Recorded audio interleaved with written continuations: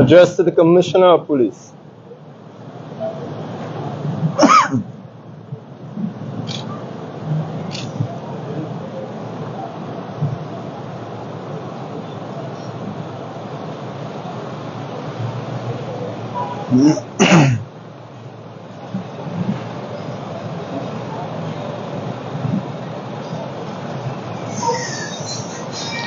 Good morning, everyone. This is, of course, just a prelude to our midweek press conference. Senator Nakhid, good morning to you. It is, of course, my pleasure to join you here. We are on Sackville Street, and I ask all of you to just join with us. We are in the prelude, just a few minutes again for us to start this press conference. So, Senator Nakhid, if you join me, let's move on ahead.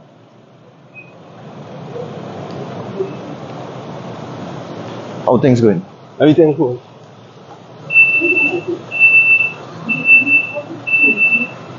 Let's try and get some justice to the people of Trinidad and Tobago. Well, we have to do our work, eh? This is our duty to stand up for democracy. Correct.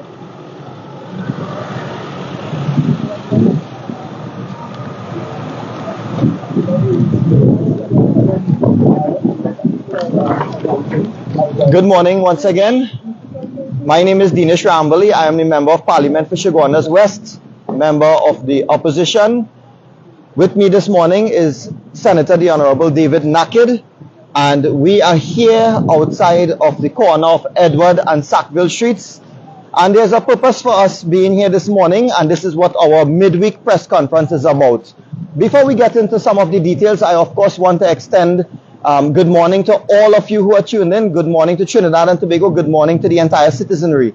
On behalf of the Honorable Leader of the Opposition, Mrs. Kamala Prasad Bisesa, Senior Counsel, and all of my parliamentary colleagues, I wish to welcome everyone, to extend good morning again to everyone.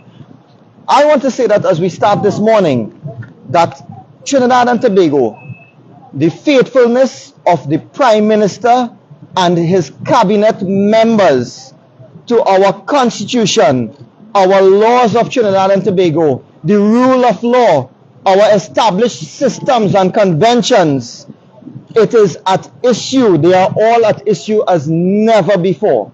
And this is what we are here for this morning. Today, our society, our people are confronted with questions that go to the foundations of our Constitution and our democracy. We are no longer dealing with a government of laws, you know.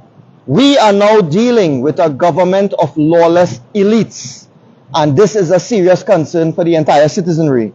So we are here today to defend our democracy, to stand up in the interest of the rights of Trinidad and Tobago citizenry.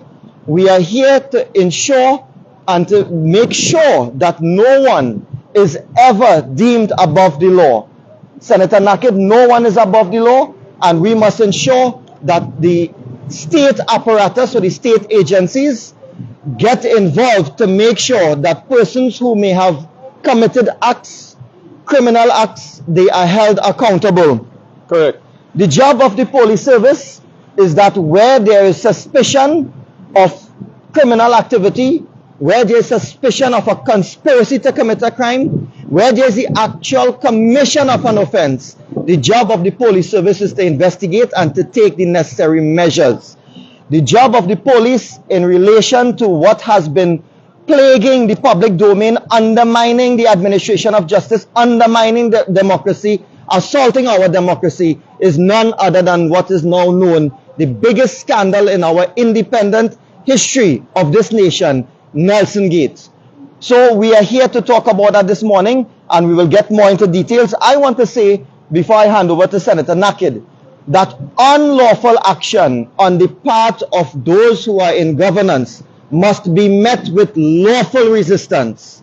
And this is where Senator Nakhid, who is a passionate, civic-minded person, we all know of the passion which drives and informs his parliamentary debates. We all know of this role that he performed when he wrote to then Commissioner of Police, at that time Commissioner of Police, but quickly moving on and stepping up, escalating the level of engagement with the Office of the Director of Public Prosecutions when it came to that whole scandal that led to the collapse of the Police Service Commission, that led to us continuing to remain more than a year after continuing to remain without a substantive Commissioner of Police. And Senator Nakhid has been very vocal. He has been very active in pursuing that with the relevant authorities. And here it is yet again, Senator Nakhid, in the interest of the people, on behalf of the opposition, is taking such a step again. So Senator Nakhid, I say all of this, of course, to indicate to you at the outset that I want to commend you for the steps that you are taking. And I want to hand over to you, Senator Nakhid. Honorable Senator Nakhid, member of the Senate and member of the opposition, the United National Congress. Thank you, my dear brother, MP Dinesh Rambally. Good morning to all the citizens of Trinidad and Tobago. Good morning to our honorable political leader who continues to be the embodiment of lawful resistance against this tyrannical and despotic PNM government.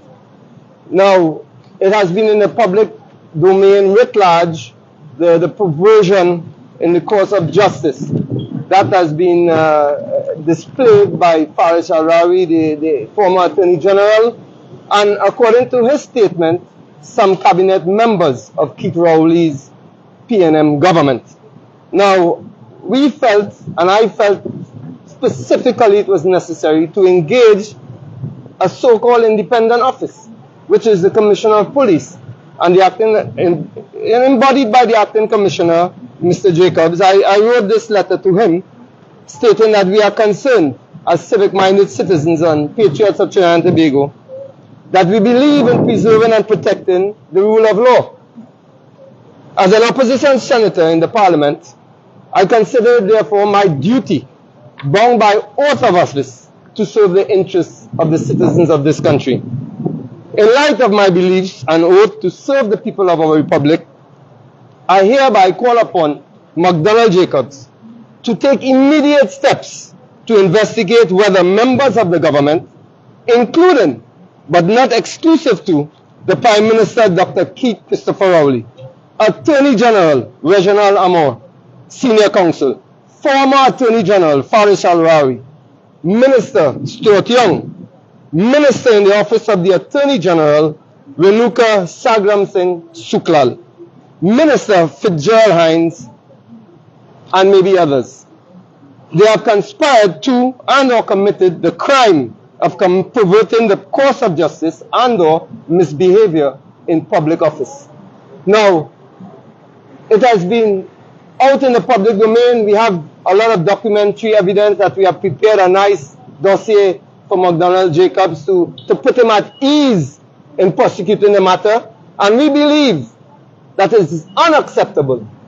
We hope they continue to do so. So we look forward to delivering this letter to McDonald Jacobs, the Acting Commissioner of Police.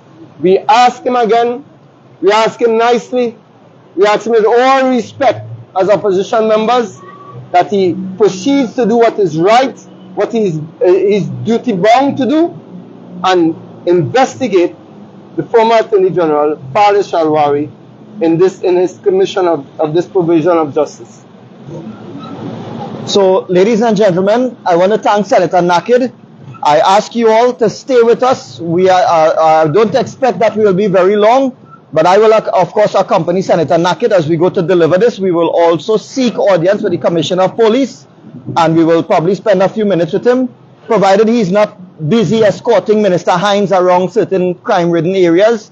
But if he is there in office, we will certainly seek audience with him. So I ask you all to just have patience with us, because Senator Nakhid and myself, we would want to address you in terms of the contents of the letter in some more detail. But Senator Nakhid, let's get on with business and deliver this letter to the Commissioner. And hopefully we'll see you after our meeting with McDonald Jacobs. If not, we'll see you very shortly. Nakhid, Thank you. You mean well. Come, let's go. Let's go. I know you. You remember me. You Let's mean go. well. But you and that guy have nothing. It's the same thing we do with these people. We'll see. Come on, man.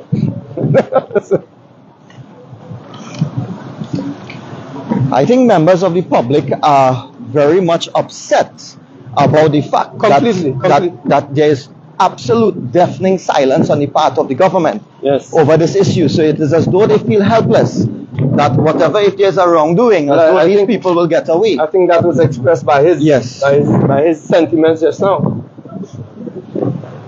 Good morning, how are you? Can I come through? Thank you. Good morning to all. I am Senator David Nakhid. I'm here to deliver a letter to the Commissioner of Police, the Acting Commissioner of Police.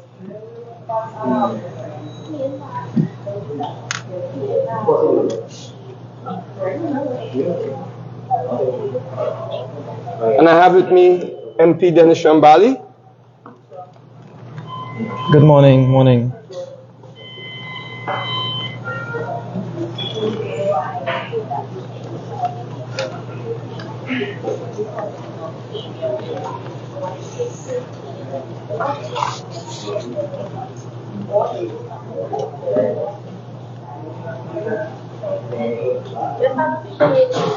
Okay, thank you very much. Thank you. Thank you. Morning. Morning. Hi, morning. Morning.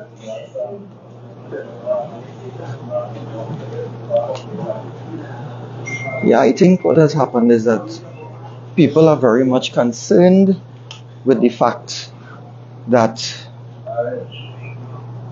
what you are hearing is absolute silence, and these are matters which, whether people are able to keep up with the factual matrix, Senator, they are certainly aware of the impact of what is taking place. So there's a real threat to democracy. How could you have a sitting attorney general engaging outside of plea bargaining? Sorry, what's that? He was advised. Dinesh Rambally. Sure. Thank you so much. Appreciate it. So helpful. Thank you. Yeah, and the thing is that you have you have a situation where, again, having engaged in this, I mean, the then Attorney General Al-Rawi claims that he was advised by eminent senior counsel. Right.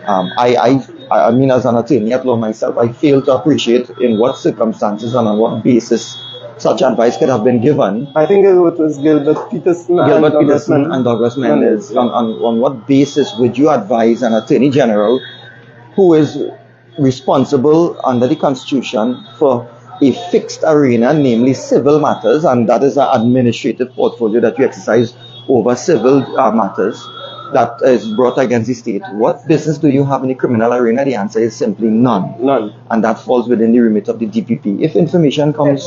Good morning. If information had come to according to them, according to Al-Rawi, information came to them, which is questionable, but if at all information came to them, they ought properly to refer such information to the police service for investigation.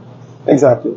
And not only did they take charge of this personally, I think it is informative that if we look at the letter sent to them by DPP, stating where he completely washed his hands of the direction that the former Attorney General was going into with this indemnity agreement. Correct. He said, I proffer no advice, and this is not basically this is none of your business, and you are going on a road, you should be very careful. And in the absence of any proper response, the questions that the public continue to hold over this matter is, why were you engaging in involving yourself with a potential, at that time, a potential witness in proceedings? And of course we know the colorful character that Vincent Nelson has proven to be now. Correct. So what were you doing? Were you in any way interfering with a witness? Were you inducing the witness? But then the facts are clear. I mean, and the public, they understand what is right and what is wrong. If you have enough evidence, because in this nation, despite how low that the Prime Minister has taken us, in this nation, every right-thinking citizen, they understand that everyone is innocent until proven guilty. Yes. And if you did not have enough evidence to prove these gentlemen guilty, then you have no right to concoct evidence or direct or pervert the course of justice, of natural justice. And this is where we need the Commissioner of Police to really investigate these things, because all of the facts point to a perversion of the course of justice. Exactly. So, and a very expensive one too. Yes, well, Vincent Nelson, in this whole affair, was the recipient of legal fees. You'll recall that he was the one who advised in the litigation involving Petrotrin against Malcolm Jones. Yes.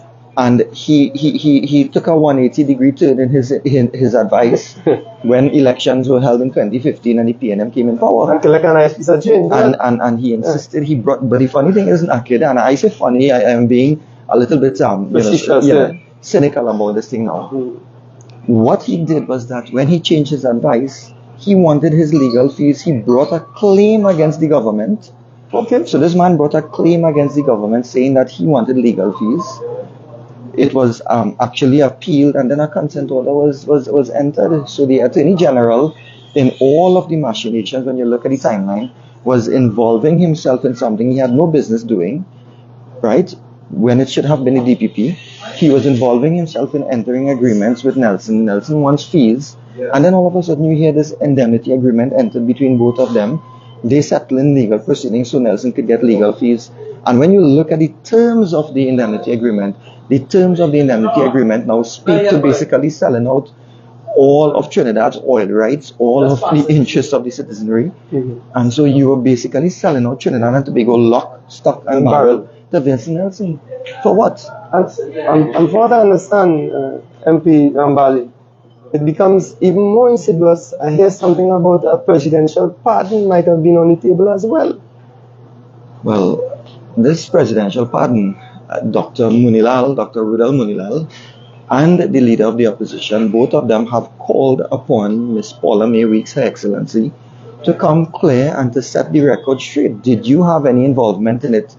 And if you did, to what extent? And why did you involve yourself in, if at all you did, in this pardon? So what this indicates, Brother Dinesh, is that lines are being blurred with the separation of powers that we have in this country. I mean, we know, as I have explained and shown, we know that P. Christopher Rowley has openly admitted that he misbehaved in public office. He said it was him that intercepted the emeritus. We know all of that. So we know that there's more than lines being blurred.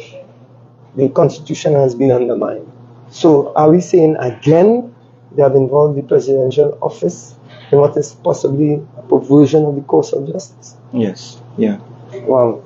Well, Nakhid, Senator, I know you have a keen interest, you have been showing a keen interest in the youths of this nation and those who are somehow caught in the arena where they are lacking resources and they may be a little bit off the beaten track, right? So I know you have a keen interest in them, whatever. Do you know that some of these youths, when they have committed offenses, unfortunately, that we are in a situation and they are in a situation where they don't even know if there's a mercy committee established. We don't know who the members are. We don't know what is the strategy involved, what policies, if any, they are implementing in terms of assessing people who will apply to be pardoned of any criminal offense they may have committed. We don't know that. But here it is, you can see an Attorney General. This is what we are, of course, reading in the media. We are hearing of an Attorney General, lawyers acting for a person who has committed an offense, according to the same Attorney General Al-Rawi. And these persons are all part of machinations where they are seeking a pardon for this person who has committed an offense. So what does it leave for the ordinary citizens? You can't access those things, Nakhid. Well, exactly. And you know, they fail to realize what this government blatantly, glaringly fails to realize is that crime and criminality doesn't stop at the door of the office.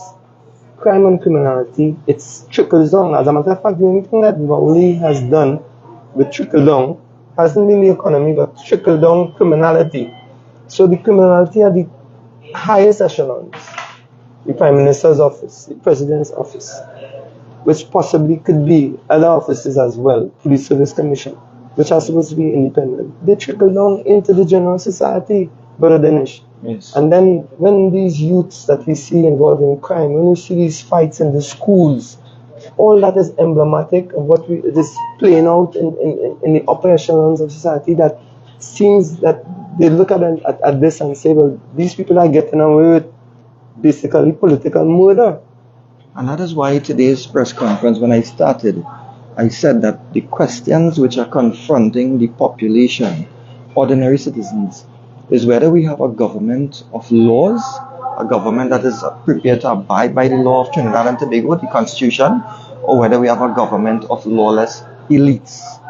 And it seems to be that. And can you imagine that Vincent Nelson is flying in an aeroplane and Minister Stuart Young is having a conversation with him on an aeroplane? Why don't they come clear and look, I see police officer. Just finishing up something, so I'm going to send you a test for sure in a couple of minutes, alright? So just Sure. come a little bit more for me and get on your gloves. Very much appreciate that. appreciated. Thank you so much. Yeah, can you imagine that you are having a discussion with Vincent Nelson, who is by that time would have been a state witness? And if at all, if we are somehow missing or somehow, being in a manner, we are preempting what is the real factual data in this whole thing. Remember, we are working with what has been released in the media. Correct. If we are in any way somehow taking a step which is, out of timing, what remains is that you don't have anything being said of substance by whether the Prime Minister, whether the then Attorney General, whether the present Attorney General, who has been called upon, mind you, by the Law Association to answer very simple and basic questions concerning this whole thing.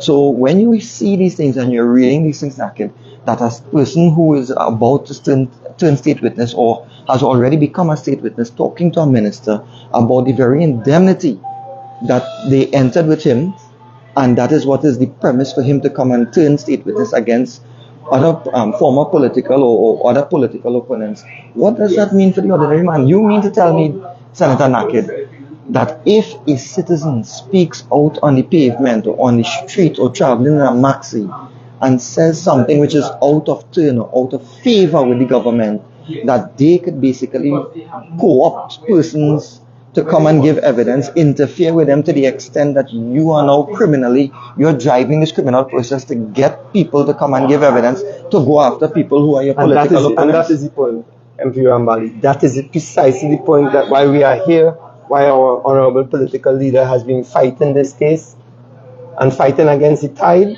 Because you mentioned the Law Association, but don't forget that the Criminal Bar Association also called upon the sitting Attorney General to state what has been happening, to speak out on this matter. And he refused, MP Rambally. In other words, he has said to both the Law Association, who he is the titular head of, if I'm correct. Yes.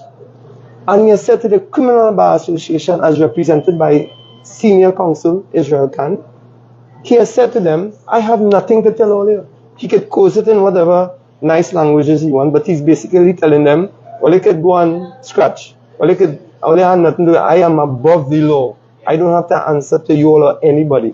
And my question to you, as part of that association, as a member, why hasn't the Law Association of Trinidad and Tobago begun a vote of no confidence in this sitting Attorney General? So are they allowed on matters of critical national and public importance? Are they allowed to just say we remain silent and Rowley, who has become run me, he could just run away. He don't have to account to anybody. He could play me sick a million times over. Are they allowed to just remain silent on this matter, MP Rambal? Well, Senator Nakhid, this is how I see it. You are right. Prime Minister Rowley is going to go down in the Guinness Book of World Records for having contracted COVID the most amount of times in the entire world. So he will get that Guinness Book of World Records. We will give him that. He's not going to say anything. In fact, he's on a political platform on record as saying, don't speak to me about Nelson. But this is what we want the police to investigate. Exactly what knowledge and what involvement they had in this whole arena, right? This whole scenario. Going to the Law Association now, I move away from Dr. Rowley and we go to the Attorney General. And this is the present Attorney General, sitting Attorney General at this time, Reginald Amo. Reginald Amo, I mean, with the greatest of respect to him, he has really come into a position which I think, unfortunately for him, despite his long years in practice, he's really out of depth. Yeah, we are above it. He has no grasp of what is taking place in the country. I don't think he has a grasp of what is taking place in the parliament. I mean, poor fella, he seems to be suffering from absent-mindedness. And if it is, he's not suffering from absent-mindedness, he's deliberately misrepresenting things to the population, as we saw personified or illustrated in that Miami Circuit Court proceedings. Exactly. Where he lied. Moving forward from that, you also know that he misled the population in terms of who should properly be involved in funding the Paria Commission, the Commission of Inquiry into the death of those Paria divers. Right? That tragic situation. Imagine the sitting Attorney General is none the wiser as to what infrastructure he needs to be involved in ensuring that that Commission of Inquiry is properly established and work is apace. Then you move away from that. Recently, last week in the Parliament, he had to apologize because he misled the House again, and I believe it was during the budget, during the Standing Finance Committee. So what you have is an Attorney General, as I say, is totally out of depth. He really, I don't know what he is doing, and I don't expect him to do anything. But duty, legal duty, and public office duty calls upon him to answer the questions that has been posed by the Law Association. Duty demands that he breaks his silence and he stop hiding with sub judice. Now remember, in the Miami proceedings, he imposed what I call a self-inflicted vow of silence. Yes. He said that, the matter is sub judice and he was not prepared to speak, and he himself had to come and break that silence. Correct. Because the public pressure was mounting on him. It is happening again, and he will have to break this sub judice rule that he's conveniently employing. Eminent Senior Counsel Martin Daly has said that the rigors of the sub judice principle does not apply when it comes to this Nelson Gate matter. Right, so I frame it as broadly as that. I myself, I have come on record to say that the sub judice as a legal principle does not apply. I have been very vocal on that. When Martin Daly has said so, so has Wayne Sturge, so has Kyle Taklal Singh. So we have our brothers in the legal profession as well who have come out and said, you cannot rely on this. Attorney General Ahmad, despite my having called upon him publicly to say that we are wrong in our interpretation of the application of sub judice, he has not responded to that. So I don't expect him to take the mantle and to in any way engage in a discussion in the public interest. He is none the wiser himself as to what is going on right around him. Morning. Bless one. Bless two, Mr. Rambally. Thank you. Right. And we have to Thank say, you. we have to say bless three, yeah? and four. Keep it easy. So legal duty is calling upon him. It is literally begging him. It is daunting him as an Attorney General that he must break his silence and speak in the public interest. And he is none the wiser, so I don't expect him to do anything. But for the public interest, Senator Nakhid, today, I think when we return to the press conference, we must insist that he break his silence. Because he has a duty. He's advisor to the cabinet, but he's also the one who, under the Constitution, has to seek the interest and the welfare of the citizenry. And here's where I'll double down. And when I pin all of this back on the head of this conspiratorial, what I term conspiratorial gang, and that is Keep Christopher Rowley. Because even Farish Al-Rawi, he has said, in evidence, it's documented, that he spoke about that indemnity agreement with Prime Minister Rowley. He said that is documented. So Rowley cannot come now and try to run away from that matter, that he knew about that indemnity agreement. Also other members of his cabinet. So he cannot run away because, as we know, the Attorney General, who was Farish Al-Rawi at the time, and Prime Minister Rowley, only needs two of them to constitute a cabinet. Yes. Am I correct? Correct. So he cannot run away from that fact.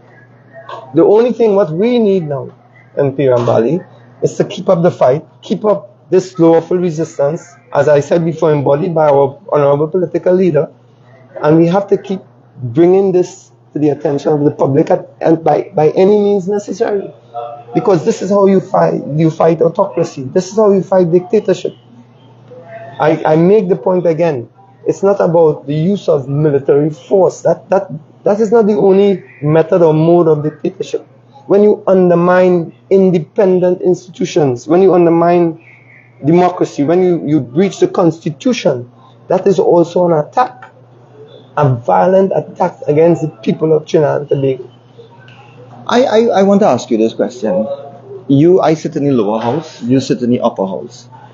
in terms of speaking to persons, being a person in public office. Oh, I see the. Yes. Yes. Thank you. Spend the passes on you. Yes. Thank you. And the officer will escort you, okay? Thank you very much, sir. You've been helpful. Very helpful. Appreciate it.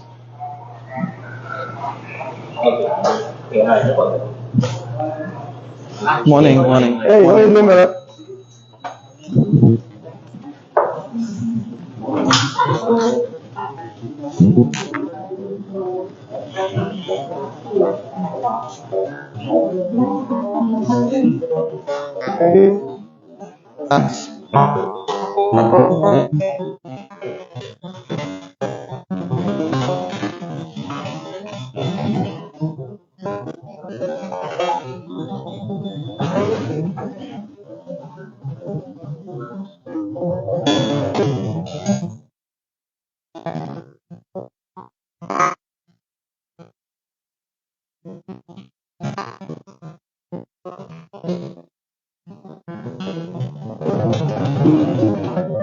Top man, boy. Morning.